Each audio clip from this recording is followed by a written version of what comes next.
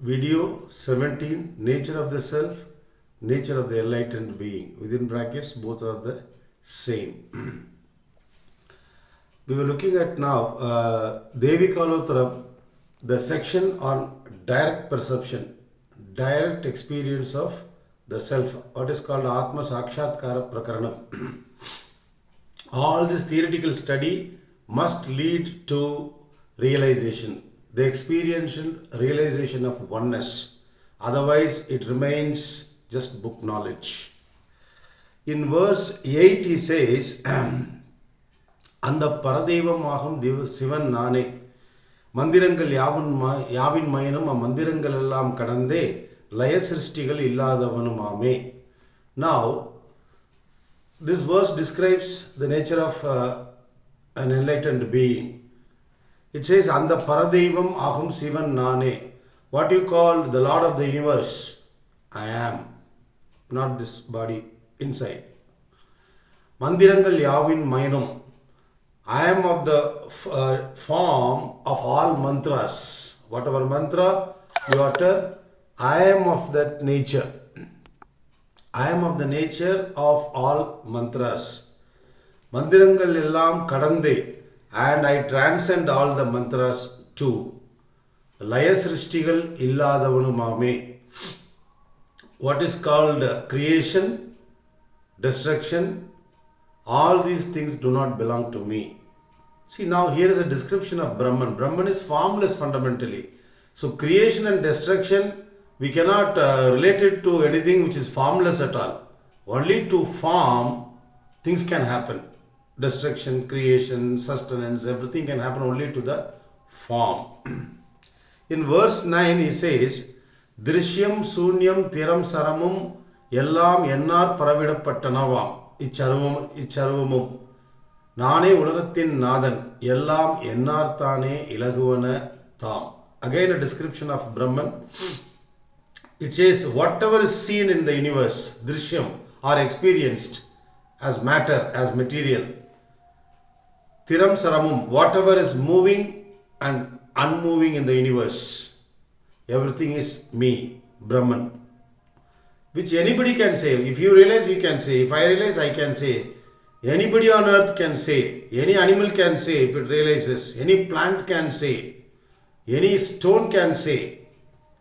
So, anything that moves and anything that is moving and unmoving, am I. He says, Drishyam Sunyam Tiram Saramum Yennal Paravidapattanamam. They are all percolated by me. Anything in the universe, the seen, the subtle. Shunyam is subtle.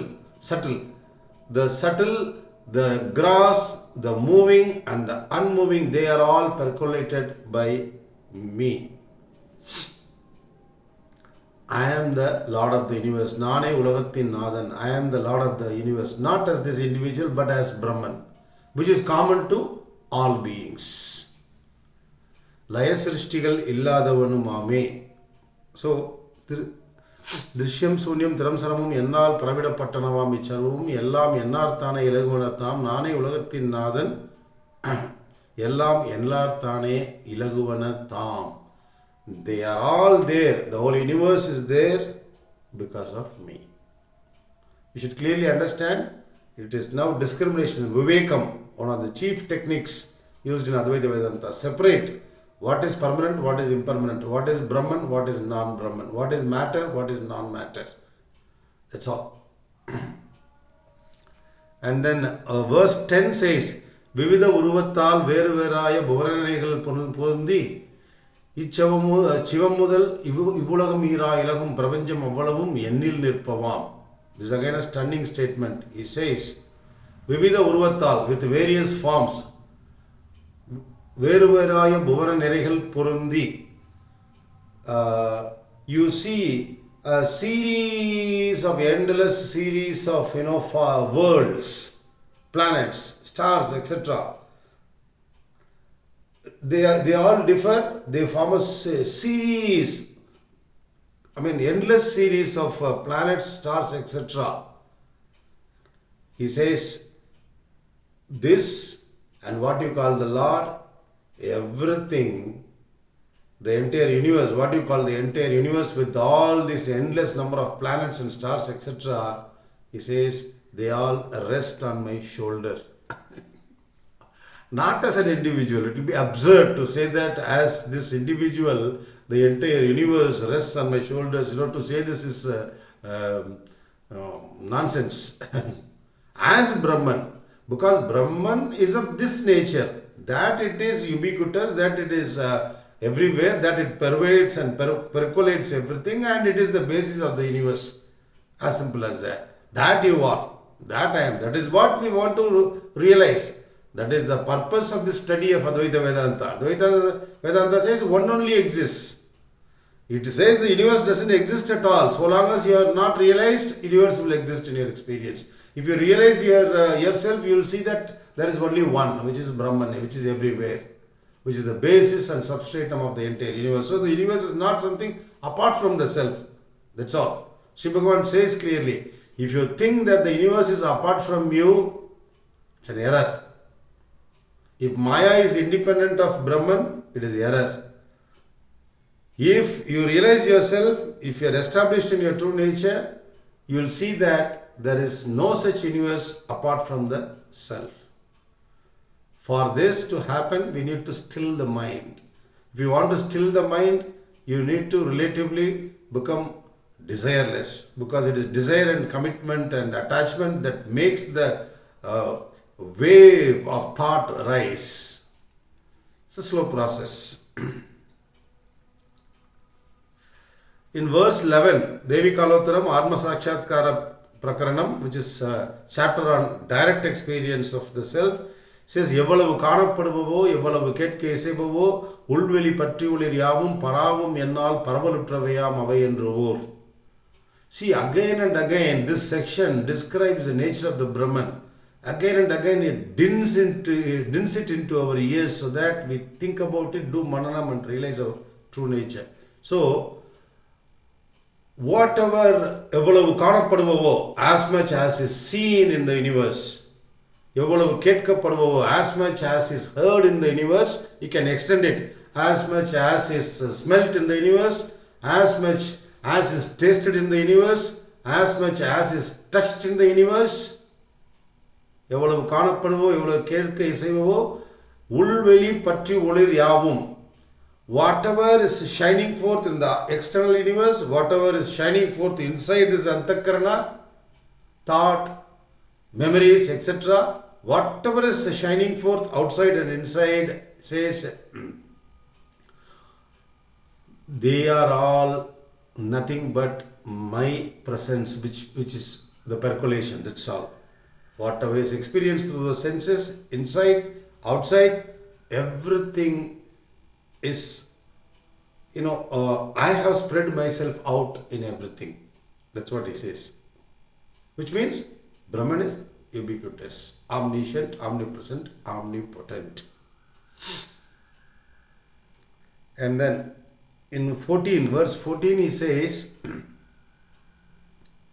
அத்வித பாவனையே ஆர்ந்தோனாய் எவ்விடத்தும் நித்தமும் ஆன்மாவில் நிற்கும் அவன் அத்தனையே எல்லாவற்றும் காண்பன் எல்லாவற்றும் தனுக்கள் யாவின் முள்ளும் காண்பன் இதில் சந்தேகம் இல்லை. See, அத்வித பாவனையே ஆர்ந்தோனாய், one who practices oneness continuously, one who thinks about the nature of the Brahman as being one only, one who thinks about it continuously, wherever he goes, whichever place he is in, whether he is in marketplace or he is in a meditation center, and wherever he is and whenever it is, whether it is in the morning or afternoon or evening, whether he is amidst people or he is in solitude, such a person who is established in his continuous meditation of oneness, he says, he'll see that Attan, which means the Lord, he'll see that in every human being and in all things that he sees. Because one common thread runs through all the 7.5 billion, not only 7.5 billion people, in the other worlds, whatever beings are there, even through them, that the same thread is running. Other planets, yes. Beings, yes. Call it whatever. This one thread runs. The way in the garland beads amidst them, how one thread runs common. Here, Brahman runs common as a thread through everything there is, everybody there is. That is what is being said in this.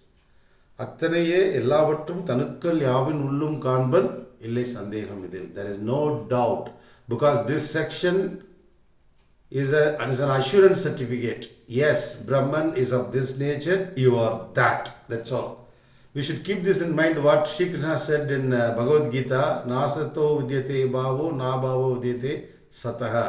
The truth never becomes falsehood, and the falsehood can never become truth. Tattvamasi is the truth. Aham Brahmasmi is the truth. This is what I am, this is what you are, this is unchanging truth. If our psychological states, they form a hindrance, then we need to do introspection. First, we need to think, rethink, question our own belief systems, because we cannot fall a victim to conditioning and question something which is permanent truth. It's a continuous process. If you give up, you are gone, you are stuck for lifetimes, because which means your intellect and intelligence are not working to their full potential. We need to challenge ourselves first. Don't challenge anybody else. First, challenge yourself. Sri Bhagavan says, you are that. One only exists. What is that one? He says, you are this body, mind and all else. What is that all else? How? Is it true? We need to think about it constantly, again and again.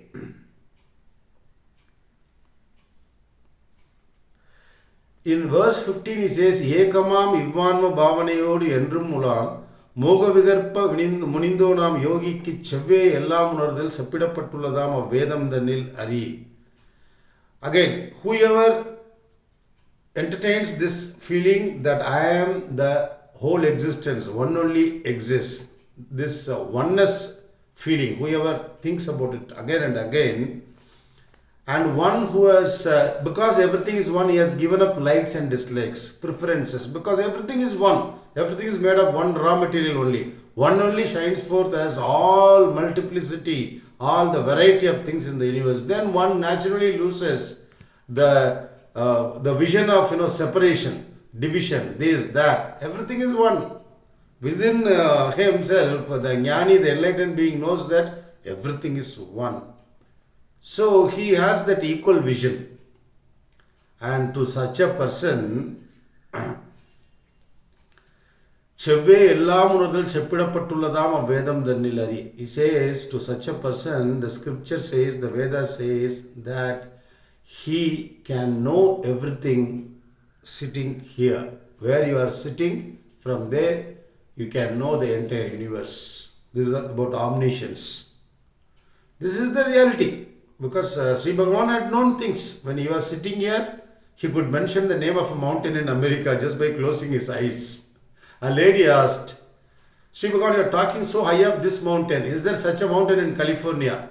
I think he closed his eyes and then said the name of the mountain in California. Sri Bhagavan had never moved out of within about 20 kilometers radius of Tiruvannamalai. He had never gone beyond all the 54 years. So, if you realize your true nature, you are omniscient, you are omnipresent, you are omnipotent. This is all not some theory. Anyway, we should not desire for any occult powers or anything, but these are all incidental. When you get there, certain things come to you automatically. Sri Bhagavan calls it automatic divine action. Let us proceed in the next video.